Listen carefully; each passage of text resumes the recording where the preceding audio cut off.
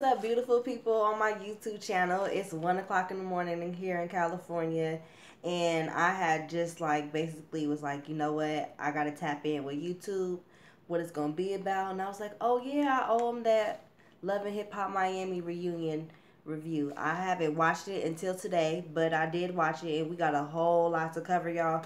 So let's just get into it because it was a whole lot going on, and I know part two is about to be coming on Monday, so gotta get to it. Okay, so as far as their looks and stuff, because you know we gotta talk about the fashion first. Trick, Tip Drill, Trina, and Bobby, as well as Prince, were like the only ones that really stood out to me in terms of their outfits and their fashions. I wasn't really feeling anybody else as far as speaking about it. Veronica, I wasn't really liking that pantsuit she had going on. I'm not gonna even say really. I didn't like it. Okay, moving on. Straight to the reunion, they jump into Bobby and Trina and showing clips from their drama and what they have going on. And basically, Trina was like, look, Bobby is a cousin on my dad's side. I don't fuck with nobody on my dad's side of the family. And he knows that he's the only one I fuck with. And I just met him a couple of years ago, which really kind of shows in her energy towards him. So that makes a lot of sense as well. So they hop right into Tip Drill. And basically, Tip Drill wasn't defending Bobby at the radio station. Is that a radio station or was that a podcast? I want to say it was Trick Daddy's podcast. That they had went to go do an interview. She went to go support Bobby, and Bobby started bashing Trina, and she was like, "Look, I didn't come here to bash Trina because Trina helped me out with my career."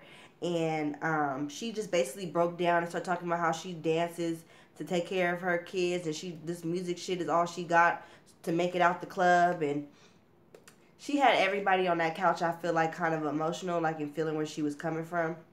When you genuine, it shows. Where I'm at. They're talking about would Trina and Bobby do a song together, and Trina was like, it's possible. They talking about it. I think it would be hot. I never heard Bobby's music before, but just judging off his personality, I'm sure he's extra as fuck, and I like Trina's music. Yeah, I wrote in my notes, Bobby is extra with hella exclamation point. Hold on, y'all. I'm trying to come over a cold, so just give me a second. One second.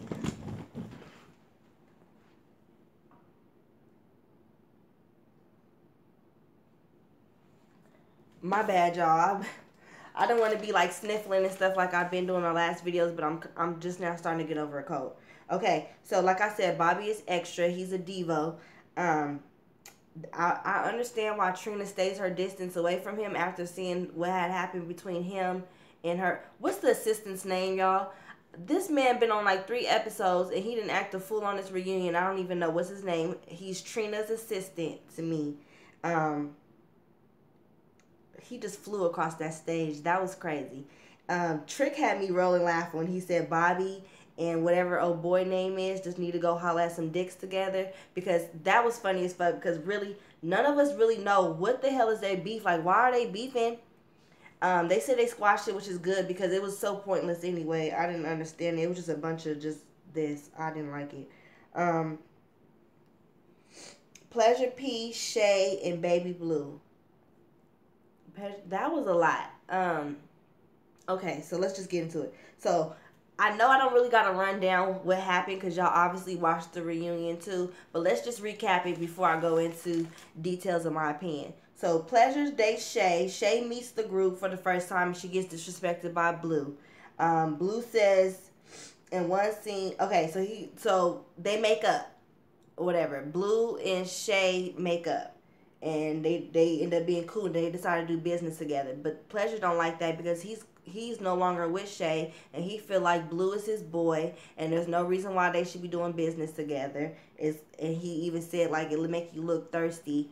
And Blue, in one scene, said he used to mix, produce, and write the music for Pretty Ricky. I never knew that. That's actually kind of amazing in a way, because I wouldn't have expected that from him. And then they just basically started talking about Pretty Ricky, why did they break up, and them getting back together. It seems like from Blue's perspective, he was saying that the reason why Pretty Ricky broke up was because of Pleasure, and I heard that a long time ago when it had first happened, that he was going solo. I guess that's kind of why I was shocked to hear Blue say he used to mix and produce and all that kind of stuff, because I kind of felt like it seemed like Pleasure was the back of the whole group at that time. But I guess they have an album that's finished and about to be coming out soon. I'm open minded to hearing it. I don't think I would go to a Pretty Ricky concert. I'm not really sure. I was big fans of Pretty Ricky when I was a teenager. But we're gonna get into that a little later. I'm gonna elaborate on that in a minute. Okay, so Shay, she comes off as an opportunist to me. Like I was just breaking down the whole situation when with Blue and her. I kind of feel like, okay, yeah, it's business, and you know it really shouldn't matter. But at the same time, you know that Blue is attracted to you, and he's trying to like low key say little things to slide and get at you, and you that being your man or your ex man's brother, I kind of feel like it's inappropriate, and I feel like she's just an opportunist, and she didn't care because it's like he can help me with my career and where I'm trying to go. Uh, and I think that has a lot to do why Pleasure has this kind of attitude towards Shay that seems like a dismissive, I don't give a fuck about you kind of attitude. I feel like that's where it stems from. Anyways, Blue. When Blue started yelling at Liz, Blue has a short man complex. I know many men like Blue. He has a short man complex. He's real like, which is like real like just aggressive and just real disrespectful to women.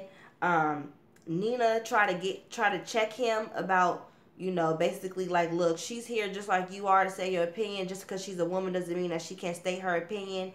And I felt where Nina was coming from. Anybody knows me, I'm real big on like feminism, and I don't believe in Blue's outlook on like, you know, like he's the man, he gets to speak, and she's a woman, she needs to shut up. But at the same time, I was here for Blue checking Nina, only because I feel like Nina, like if it was me and Nina had tried to check me, I'd be like, look, you do not write my checks, girl. You are collecting a check just like I am, like a cast member, girl. Who you think you are trying to check me? But at the same time, Blue is really out of pocket. I don't like his attitude. That actually brings me to what I was about to say. Oh, and when he was, okay, so Prince gets up and starts trying to defend his girl to Blue, and Slickum run up on Prince like he was gonna take off on him and then stop midway. That was so corny and so whack. I always knew Slick was kind of like cuckoo for Cocoa Puffs, but that just kind of further proved the point that he's crazy. I think the only sane ones in that group might just be Spectacular and Pleasure. And when I was younger, this is what I was gonna get into. When I was younger, look, so I'm from Bakersfield, California, so we had 94.1, and basically they were giving out, I remember, I think it was the second album they had, like the late night special, and they were in Bakersfield for a concert, and they were giving away tickets on the radio, and you had to call. And this is back in the day, so we had landlines. And so, you know, if one person on the phone, the line is tied up, you know, there was no multiple phones, grab your cell phone kind of thing. And so my brother was cupcaking, my older brother was cupcaking, and I'm younger. So Pretty Ricky is at this point older than, of course, me in like junior high school, I think. Okay, so anyway, my brother's talking to his girlfriend, and I'm like, you gotta get off the phone, I gotta try to win these tickets, I gotta try to win these tickets, I want to go see Pretty Ricky. And I remember my brother said to me, he said, you don't want to go see them, they are not who you think they are, as far as like basically saying like they have fucked up attitudes. Like they feel entitled. I remember I was young when they had just came out, or no, they ain't just been out, but this is a long time ago when my brother told me this. Like I have a homegirl who met them, and they basically was real like degrading to her as a woman, whatever. And at this time I didn't care. I feel like he's hating. You just trying to say that to try to keep me from trying to win these tickets. Just get off the phone, bruh. But now I swear when I was watching this, that's the first thing that popped in my head. I was like, oh my gosh, my brother was trying to tell me this, and I seen it. I seen it written all over Blue. Like it was crazy. Like when he tried to talk to Trina and pop at Trina, and you giving her that weird stare. I don't know if you thought that was hot, but I'm sure it made her real awkward, Blue. That was weird. Moving right along. Yeah, y'all turned that stage into a zoo in a matter of seconds. That was crazy. So anyway, Gabby and Pleasure versus Shay and Chinese Nikki and Chinese Kitty. Okay, so You know, Gabby is Pleasure Peace ex girlfriend. She came. I guess they used to be together when Pretty Ricky broke up, and then she pops up on Pleasure at a Pretty Ricky event, and tries to mend things, but not knowing he has a girlfriend named Shay. She look at him bop with a piece of ice cream upside her forehead, and I really don't have nothing to say about that.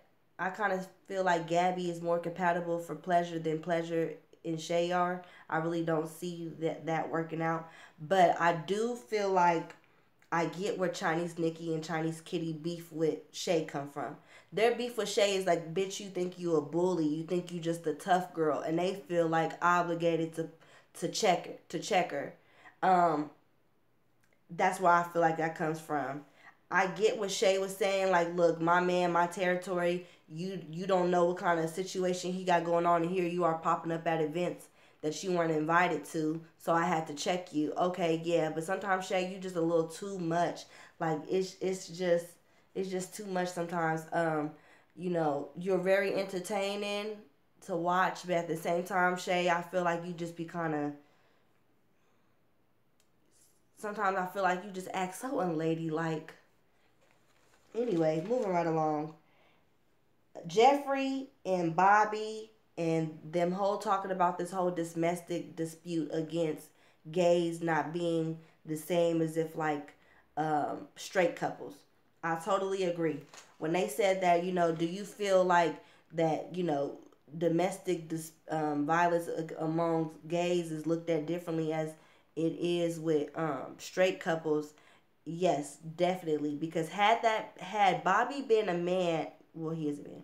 Had Bobby went in there checking his woman, and he for cheating on him, and he hauls off and punches her into the bushes, that would have been a whole completely different story in case than it was when it was them two, because they are the same sex. And it definitely, Bobby would have been off the show like they did Young Bird from allegedly putting hands on Masika during the taping of their reunion. Moving right along. The homosexuality being broadcast on the Love and Hip Hop Miami forefront. Okay. So what I'm about to say is really kind of not so much my sole opinion. I'm just really kind of just reporting what I'm hearing from the streets as far as their opinion with this Love and Hip Hop Miami whole shindig. Okay. So I'm basically hearing, from both sides, people that are enjoy the show, they are entertained by the show, they watch the show, but I also, with among straight men, have noticed a bit, not even just straight men, it's actually kind of interesting. Straight men and gay men having their biased opinion of not really feeling it because they feel like it's a bit too much, it's being a little bit too consuming as far as being like real what's the word? Real catty, real consuming, and it being like, I don't know how to explain it, y'all, because like I said, this is not my opinion. But I know people that like, look, I think it's a good show, but just like the homosexuality is a bit much. And look, I get where Mona and Stephanie and VH1 is going with this. I feel like they have just opened the doors, even like when they did it with Love and Hip Hop Hollywood. I feel like it's different this time around with Love and Hip Hop Miami, because I feel like it's multiple scenarios, and they have different types of gay men on the cast.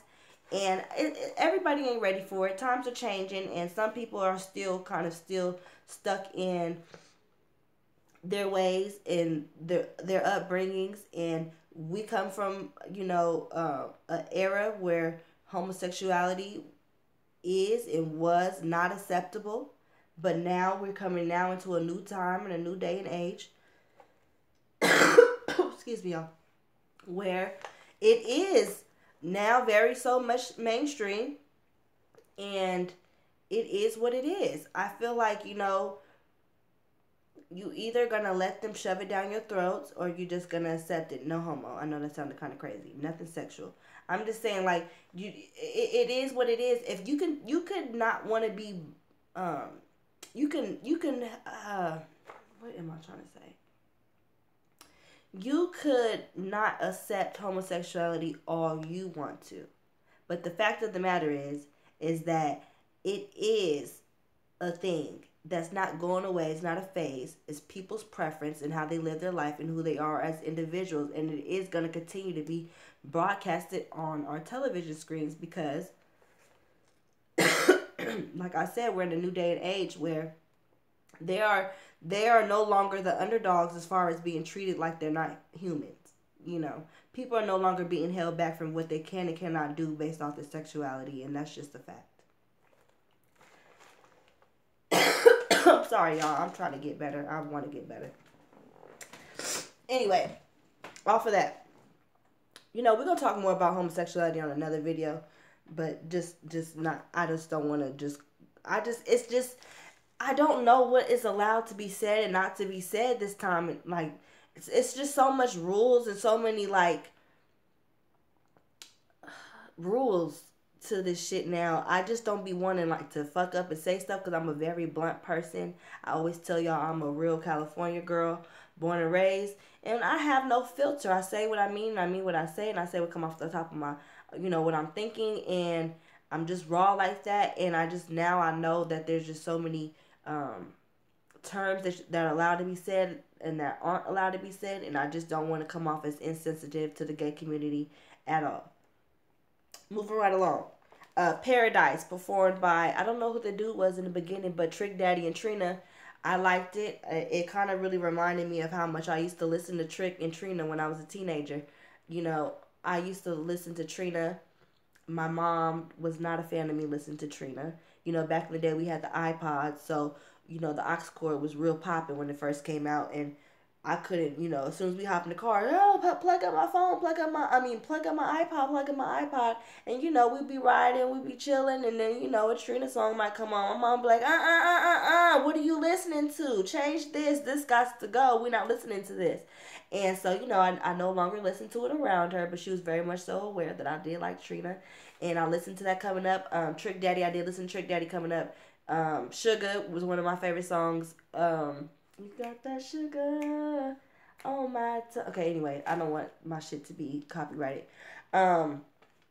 He has some other songs too. I can't think of it off bat. But yeah, that took me back in my teenage days. My Love and Hip Hop Miami does that for me a lot with the whole Pretty Ricky and Pleasure and Trina and Trick Daddy. I really would say that out of all the franchise, I feel like they are the ones that are really like broadcast the music side, which is what it's supposed to all really be about. So you guys are winning in terms of that. I think the other franchises can take notes and less drama and more music. Moving right along. Young Hollywood and his opinion about Amara La Negra's hair. Amara La Negra has a lot of people, but women standing behind her. And she's going to get that kind of love regardless because her fight is all of our fight when it comes to natural hair being accepted. There's many of us that have hair like Amara La Negra's, and so we all have dealt with it as colored women with the shame of wearing our natural hair, and so she has the support of me and a whole lot of other women behind that argument alone. Now, when Young Hollywood said, she be fronting like she tries to make it seem like we are beefing, and then behind the scenes, I genuinely say and do things that's genuine and that I mean and that are kind, and it's not broadcasted, and she keeps trying to make me out to seem like the bad guy. Okay, look, Young Hollywood, I'm not saying that's not true because I'm not around. I do understand that reality television has a lot of editing. However, they cannot edit the things that you have said and the things that you have said in terms of her hair. When you said things like more Beyonce, less Macy Gray, that's basically saying like no natural hair and weaves is better. And even if a woman prefers to wear weave, it is very disrespectful for you to down talk and degrade natural hair in that's kinky and that's an afro and stuff.